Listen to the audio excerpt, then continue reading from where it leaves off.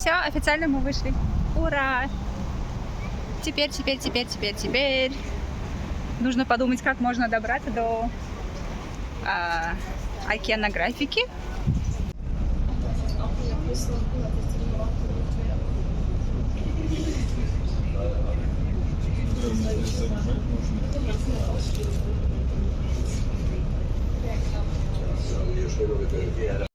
Ура, короче, мы приехали на крутую часть Валенсии. Теперь нужно туда перейти. Вот это мы сейчас и посмотрим. Что там, как там. А мы идем. И дальше идем. Смотрите. Какая красота!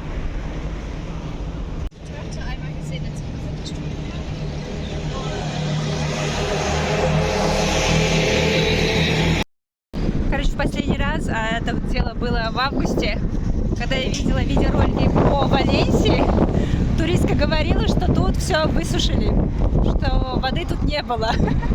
И я еще подумала, интересно, а в сентябре вода будет? Август-сентябрь, это же практически одно и то же. Но нет, есть вода, к моему счастью. Вот это, кстати, слово мы 1000 раз смотрели. Кайха. Кайха-банк. Походу, вот эта Кайха очень даже большая сеть чего-то там.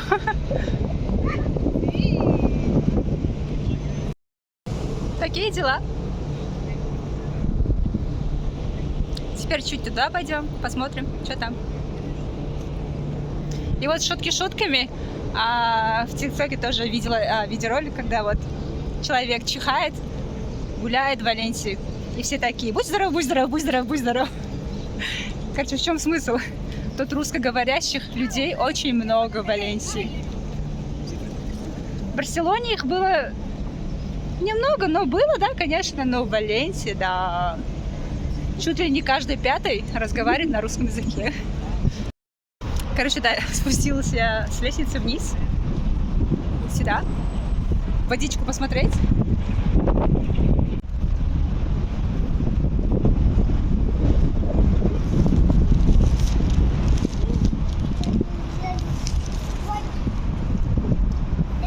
Тут вечером вообще должно быть классно.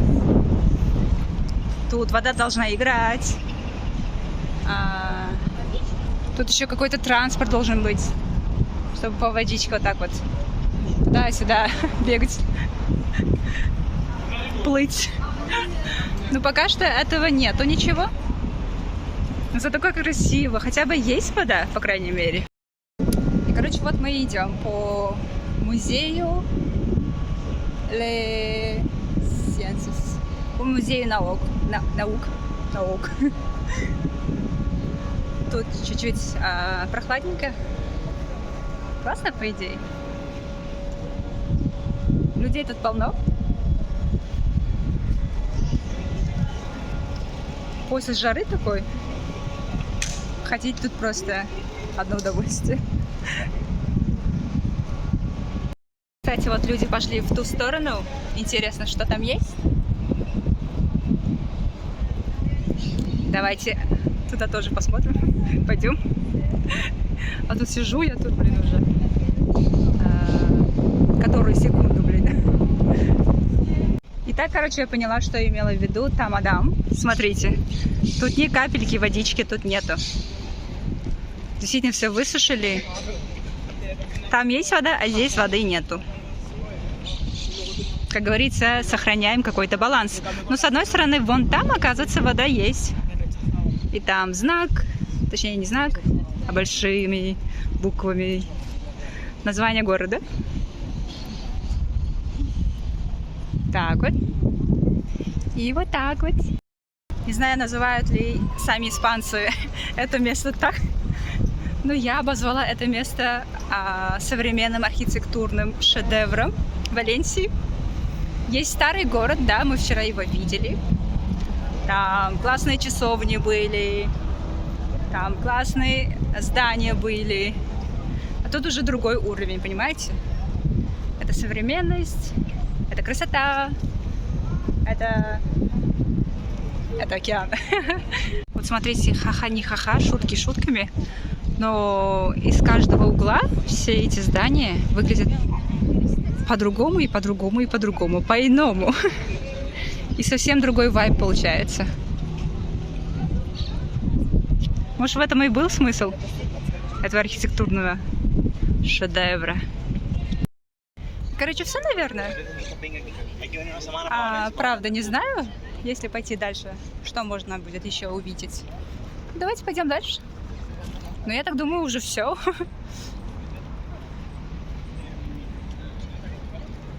А там еще, оказывается, есть какое-то там слово. Можно там сфоткаться, если что. И вот так вот.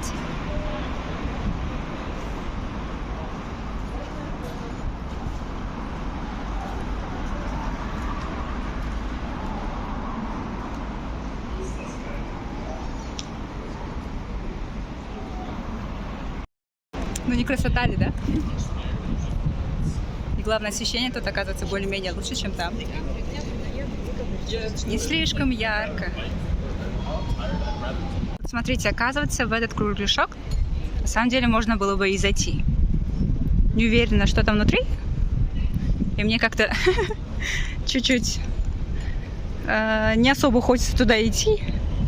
Так что я его обойду. Ну, как информация, да. Можно зайти.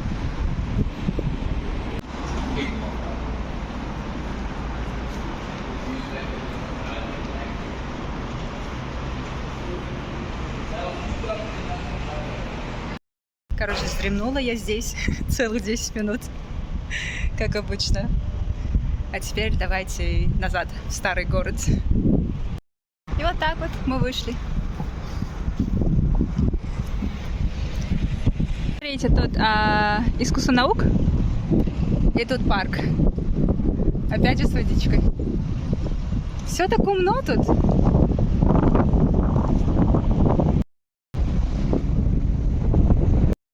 И вот мы опять попали в старый город Валенсии. Спустились с автобуса, протопали через очередной парк, через мост. И вот вуаля. Тоже место с фонтанчиком. Родные, знакомые места.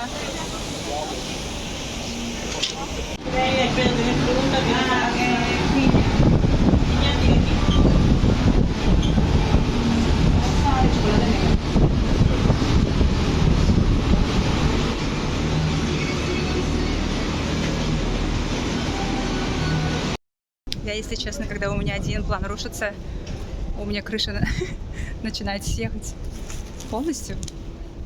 Я, кстати, вспомнила, что я вам не показала центральный рынок. Я сама его посмотрела еще, как он выглядит. Мы же вчера просто посмотрели его снаружи, как бы в закрытом виде. А теперь давайте заценим, что там внутри есть. Потому что изначально план был такой. Я сначала хотела покушать пасту. Вы же видели там фонтанчик?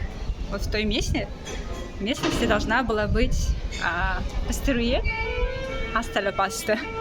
Я и так ее искала, не нашла. Подумала, ладно, хрен с тобой. Попробую тогда стейк. Стейк-магазин у меня прям перед носом закрылся. Я не знаю, может он чуть позже откроется или что-то в этом роде. Я подумала, это, наверное, знак.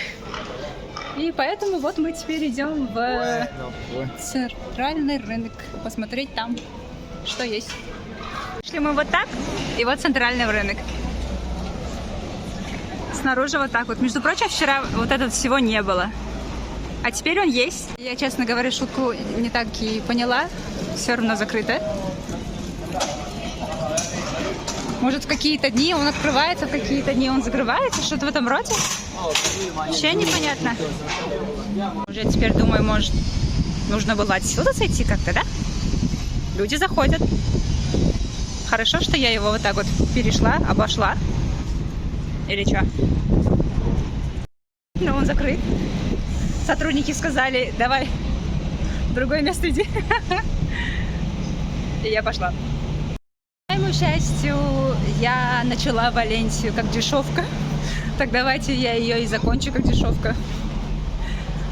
Вон там продается кебаб или что-то в этом роде за очень даже приличную цену. Я там покушаю, а потом дальше подумаю, что мне делать дальше. Наши родные края.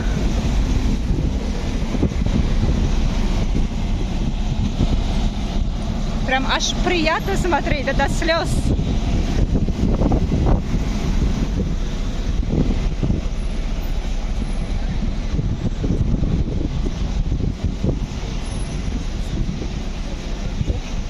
Короче, я и вчера его так вот обошла с неприязнью. С другой стороны, везде все закрыто, ничего я свое найти не смогла. Завтра я все равно уезжаю. Как я и говорила, дешево начала, давайте и дешево добью, да? Ну, по идее, да, кебабы очень вкусные бывают. И тут еще написано Нью-Йорк почему-то. Посмотрим. Раз тут такая очередь, давайте посмотрим меню. Меню она такая. Пицца у нас вот. Долго, потому что ребенка заставляет работать. Не смешно, конечно. Ха-ха, не ха-ха, конечно же. Но, например, кебаб, который я пробовала в городе Лион, в Берлине, они были просто шикарными. Так что давайте теперь посмотрим, и какая же она будет в Испании, а именно в городе Валенсия. Короче, купила я свой кебаб, купила я свой дешевый коку в магазине Dia, как вчера, за 0,95. И теперь мы идем на вчерашнее место кушать там, потому что не знаю даже, куда еще пойти покушать. Чуть не задавили, ё-моё. Делать распаковку. Вот мой пакет. Она очень жаркая. Горячая, точнее. Запаковали. Как в бункер. И сейчас откроем, что там есть. Та-дам! Надеюсь, это не шошхан-ета. Шошхан-ет босадаенда. Скажем бисмилля и будем кушать. Другого выбора нет. Но она такая огромная, по идее. Ал-бисмилля.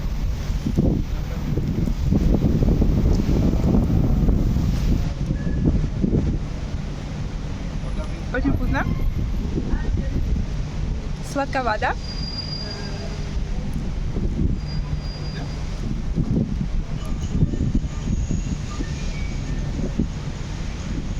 На скидку это курица. Не баранина, не говядина. Похоже на курицу, не знаю. Но вкусно.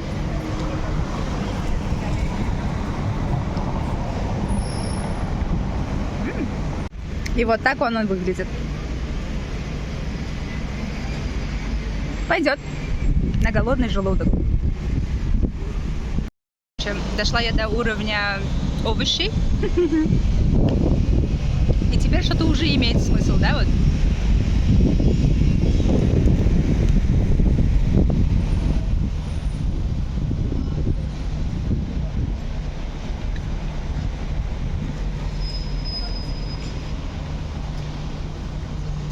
Но мясо она, конечно же, не жалела. За это браво. Огромное браво. На этом этапе я уже радуюсь, что никто из знакомых не видит меня, как я расправляюсь с этой едой по-варварски. Что-то очень падает, что-то прям сыпется прямо мне на одежду. Так что можно сказать, что она ингредиенты вообще не жалела. Когда вот клала туда, да?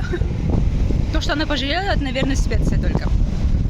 Соли маловато для моего вкуса, соуса маловато. Все сладко слишком.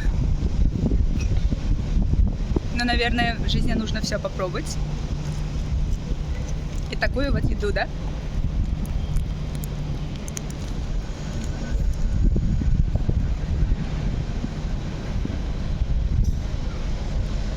Просто ее аккуратно кушать невозможно.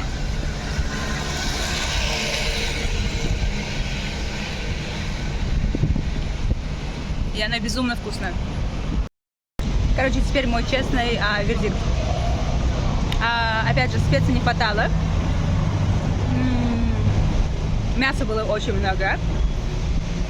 Овощей, ну, так, в среднем. И тут я даже не виню в том, что заведение или там способ технологий получился плохим. По-моему, только это из-за того, что вот ребенок это все готовил, получилось не совсем то, что как бы задумывалось. А так нормально. Если вы супер голодный, и у вас нет другого выбора, да, вот, что покушать, то, конечно же, да. Стоит сюда прийти и попробовать. Сравнительно того, что я ела в Берлине и в Лионе, я бы поставила бы этому кебабу 3-е место. Потому что 1-е место это уходит к Берлину, потом Лиону, потому что там работали чистые вот турки, да. И я бы даже не 3-е место дала бы Испании, дала бы, не знаю, даже 5-е или 6-е. Потому что я как бы надеюсь, да, вот что попробую что-то еще лучше.